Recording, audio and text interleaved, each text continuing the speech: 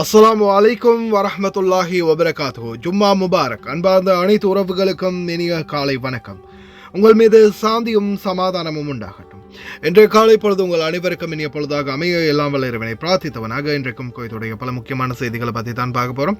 வீடியோவை கடைசி வரைக்கும் பாருங்கள். தெரியாத நண்பர்களுக்கும் மறக்காம ஷேர் பண்ணுங்கள். வீடியோ பிடிச்சிருந்தா ஒரு லைக் பண்ணுங்கள், சப்ஸ்கிரைப் பண்ணுங்கள், தொடர்ந்தும் சப்போர்ட் பண்ணுங்கள். குவைத்துடைய செய்திக்குள்ளே போகிறதுக்கு முன்னாடி அன்பார்ந்த உறவுகளை இன்னைக்கு லீவுக்கு போகிறீங்களா இருந்தால் தயவு செய்து ரோடு இந்த மாதிரி அவசரமாக கண்ட இடத்துல க்ரோஸ் பண்ணாதீங்க. கிட்டத்தட்ட 20 தினார்லேருந்து 75 தினார் வரைக்கும் அபராதம் விதிக்கப்படலாம். அதனால் தயவு செய்து ரோடு க்ரோஸ் பண்ணும்போது கொஞ்சம் கவனமாக க்ரோஸ் பண்ணுங்க. இப்போது நாம் குவைத்துடைய டினார் மதிப்பிலிருந்து ஆரம்பிக்கலாம். குவைத்துடைய டினார் மதிப்பு உள்ளதா பார்த்தலாம். இலங்கைக்கான ரூபாயில் ஒரு தினாரின் மதிப்பு 1099 ரூபாய் 98 அதாவது 1100 ரூபாய் வரைக்கும் கொடுக்குறாங்க. அதே போல் இந்தியாவின் ரூபாயில் ஒரு தினாரின் மதிப்பு 311 ரூபாய் 13% உள்ளது. இது வந்து அல் முசைன் எக்ஸ்சேஞ்சினுடைய அப்ளிகேஷன் ஆன்லைன் ரேட் ஆகும். குவைத்துடைய பல பகுதிகளிலுமே அல் முசைன் எக்ஸ்சேஞ்ச் பிரான்ச் இருக்குது. அதே மாதிரியே ஜெமியாக்கள்லையுமே அவங்களுடைய மெஷின்கள் இருக்குது. உங்களுடைய பணத்தை அனுப்பிக்கொள்ள முடியும். குவைத்துடைய பல எக்ஸ்சேஞ்சுகள்லையுமே அக்கௌண்ட் நம்பரை மறைச்சிடுறாங்க. இதை பற்றியும் உங்களுக்கு தொடர்ந்துமே தெரிவித்தாரது. நீங்கள் ஏதாவது ஒரு புதிய எக்ஸ்சேஞ்சுக்கு பழைய பற்றுச்சீட்டோட போகிறீங்களா இருந்தால் நிச்சயமாக அதில் அக்கௌண்ட் நம்பர் சரியாக இருக்கா அப்படின்றத செக் பண்ணிக்கோங்க. அப்படி இல்லாத பட்சத்தில் எழுதிட்டு போனாலும் பிழை இல்லாத அக்கௌண்ட் நம்பரை எழுதிட்டு போங்க. ஏதாவது ஒரு நம்பர் பிழைத்தாலும் கூட உங்களுடைய பணம் நாட்டுக்கு போய் சேராது. அந்த பணத்தை திரும்ப பெறணுமா இருந்தாலும் ரொம்ப நாட்களாகும். மறுபடியும் கட்டணம் செலுத்த வரும். அதே போல் எக்ஸ்சேஞ்சுகளில் நீங்கள் பணம் அனுப்பி முடித்தது மறக்காமல் பற்றுச்சீட்டை செக் பண்ணி பாருங்கள். எல்லா டீட்டெயில்ஸும் சரியாக இருக்குதான்னு. ஏன்னா நீங்கள் சரியான டீட்டெயில்ஸை கொடுத்துருந்தாலும் கூட எக்ஸ்சேஞ்சில் வேலை பார்க்குறவங்க சில நேரங்களில் பிளவுறதுக்கும் வாய்ப்பு இருக்குது. அது மாதிரி பலருக்குமே நடந்திருக்குது. முடிந்த வரைக்கும் நீங்களும் உங்களுடைய கஷ்டப்பட்டு சம்பாதிக்கக்கூடிய பணத்தை நல்ல எக்ஸ்சேஞ்சுகள் மூலம் அனுப்புங்க. எங்கே அதிகமான ரேட் கொடுக்குறாங்க அப்படின்றது தெரிந்தாலும் மறக்காம கமெண்ட்ல மென்ஷன் பண்ணுங்கள். குவைத்துடைய தங்க விலையை பார்த்தலாம். 1 கிராம் 18 கேரட் தங்கத்தின் விலை 34 தினார் 45 ஃபில்ஸ்.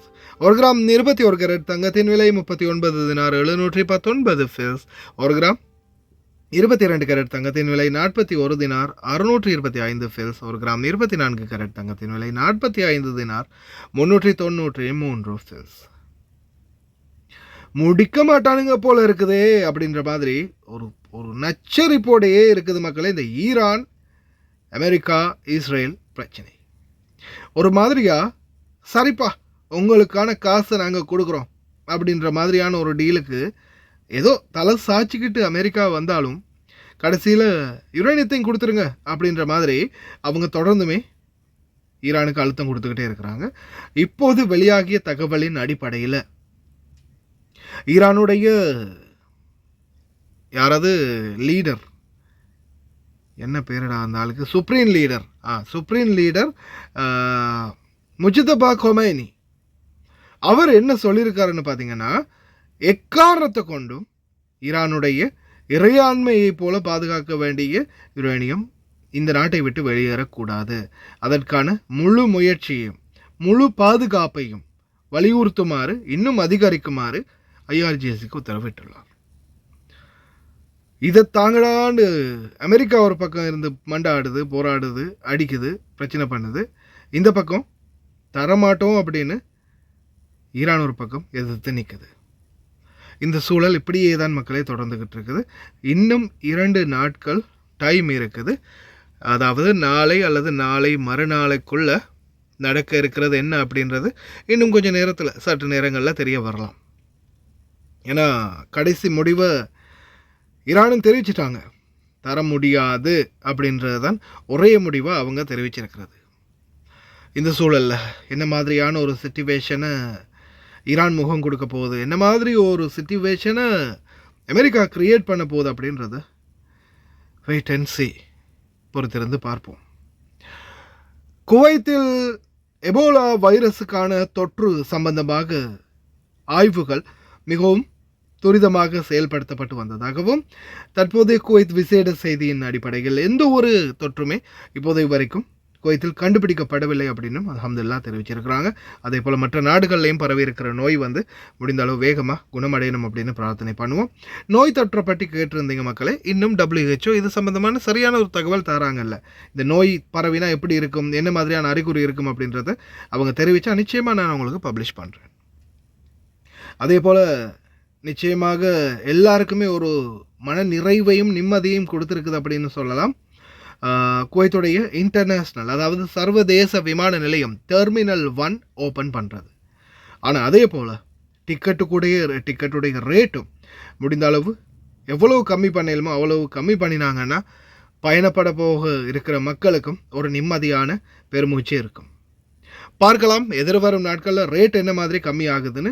ஆனால் முடிந்த வரைக்கும் எப்படியுமே கம்மி பண்ணுறதுக்கு வாய்ப்பு இருக்குது. அதுக்கான காரணம் என்னென்னு பார்த்தீங்கன்னா காம்படிட்டர்ஸ், அதாவது ஒரு போட்டியே இல்லாமல் ஜசீரா, குவைட் ஏர்வேஸ் நாங்கள் தான்டா ராஜா, நாங்கள் வச்சு தான் சட்டம் அப்படின்னு இருந்தாங்க. இப்போ பல ஃப்ளைட்டு உள்ளே வரதால் ரேட்டு கம்மியாக வாய்ப்பு இருக்குது. அதே மாதிரி எதிர்வரும் ஜூன் மாதம் 1ஆம் தேதியிலிருந்து கிட்டத்தட்ட 6 மணித்தியாலங்களாக கவர்மெண்ட் செக்டார் வேலைகள் வந்து ரெடியூசிங் பண்ணுறதா தெரிவிச்சிருக்கிறாங்க குவைத்துடைய சிவில் சர்வீஸ் கமிஷன் பீரோ. வேலை நேரம் கம்மியாக்குறதுக்கான காரணம் சம்மர் சீசன் அப்படின்றதையும் ஞாபகம் வச்சுக்கோங்க. அதிக வெப்பம். அதே போல் குவைத்துடைய பல பகுதிகள்லையுமே முனிசிபாலிட்டி அதிரடியான சோதனைகளை முன்னெடுத்து வராங்க. அன்பார்ந்த உறவுகளை தயவு செய்து முடிஞ்ச வரைக்கும் கொஞ்சம் கவனமாக இருங்க, கேர்ஃபுல்லாக இருங்க. கடையில் வேலை செய்கிறவங்க கடையுடைய லைசன்ஸ், பதிவு செய்யப்பட்ட சர்டிஃபிகேட்லேருந்து எல்லா விடயங்கள்லையுமே கவனம் செலுத்துங்க. ஏதாவது ஒரு சின்ன மிஸ்டேக் இருந்தாலும் மொத்த கடையையும் இழுத்து மூடுறதுக்கு வாய்ப்பு இருக்குது. அதே மாதிரி வேலை செய்கிறவங்களையும் கைது பண்ணுறதுக்கும் வாய்ப்பு இருக்குது. அதனால தயவு செய்து கவனமா இருங்க. மேலதிக செய்திகளையும் பாருங்க. رحبت دولة الكويت اليوم باعتماد منظمة الصحة العالمية خلال دورتها 79 في جنيف قرارا استراتيجيا يدين الهجمات الإيرانية على دول مجلس التعاون لدول الخليج العربية والأردن، ويضع التزامات واضحة لحماية القطاع الصحي وضمان تدفق الإمدادات الطبية.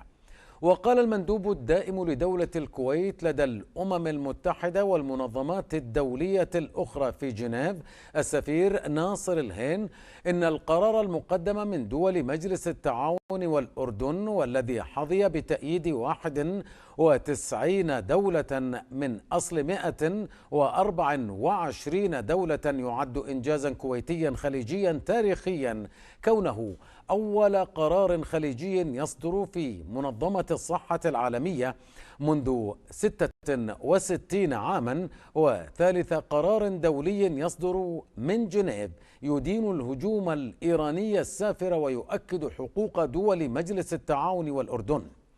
وأوضح السفير الهين أن القرار يدين بشكل مباشر الاستهداف المتعمد للمستشفيات والمنشآت الصحية، معتبرا ذلك الاستهداف خرقا صارخا للمواثيق الدولية، ما تسبب في أزمة إنسانية تهدد حياة ملايين المدنيين والمرضى، مشيرا إلى أن القرار استنكر كذلك الممارسات العدوانية المتمثلة في إغلاق مضيق هرمز وما ترتب عليها من تعطيل سلاسل الإمداد الخاصة بالأدوية والمعدات واللقاحات الأساسية.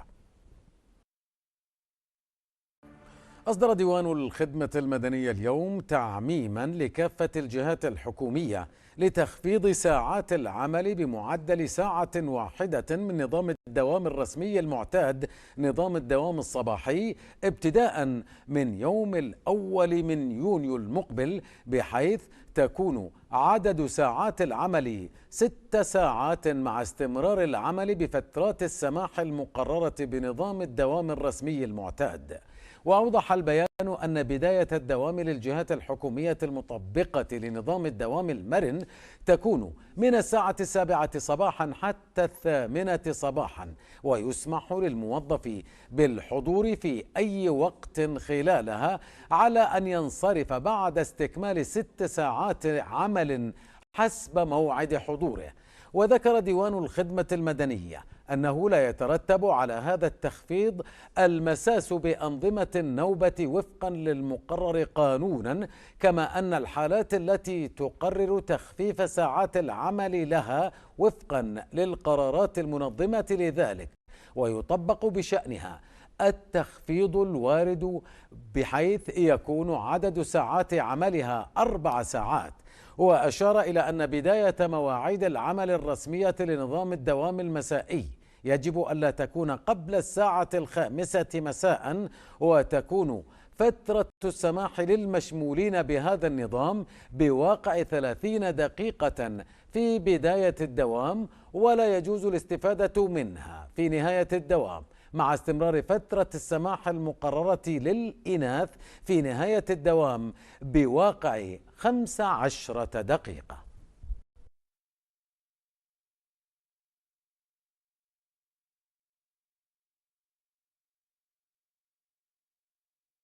قام سمو الشيخ أحمد عبد الله الأحمد الصباح رئيس مجلس الوزراء بزيارة تفقدية اليوم إلى مبنى ركاب T1 في مطار الكويت الدولي برفقة وزير الدفاع الشيخ عبد الله علي عبد الله سالم الصباح ورئيس الهيئة العامة للطيران المدني الشيخ حمود مبارك الحمود الصباح.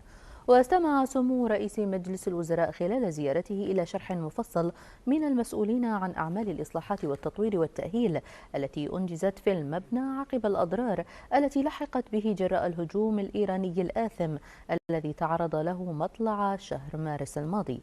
وعقد سمو رئيس مجلس الوزراء اجتماعا جرى خلاله بحث آخر مستجدات الخطط التشغيلية وآليات التنسيق المشترك بين مختلف الجهات المعنية، واستعراض التدابير الاحترازية المتخذة لضمان انسيابية حركة الملاحة الجوية وحركة المسافرين وتحقيق أعلى معايير الأمن والسلامة. وقال سمو رئيس مجلس الوزراء في تصريح صحفي إن إعادة تشغيل مبنى المطار يمثل خطوة مهمة نحو استكمال عودة هذا المرفق الحيوي للعمل بكامل طاقته، مشيدا بالجهود الكبيرة التي بذلتها الكوادر الوطنية والطواقم العاملة خلال الفترة الماضية، وما أظهرته من كفاءة عالية وروح مسؤولة في التعامل مع تداعيات الحادث وإنجاز تأهيل المبنى في فترة قياسية.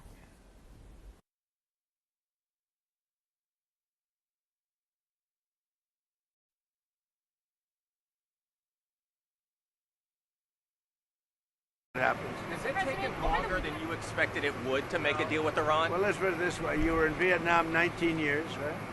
You were in Afghanistan and these other places 10 years. You were in Iraq. How long were you in Iraq? 12 years. You were in Korea for 7 years. World War II is different. That was 4 years.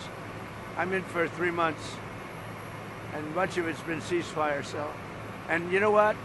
You lost hundreds of thousands of soldiers in these various wars. In 2 wars, Venezuela, where we lost nobody, and here, we lost 13 people.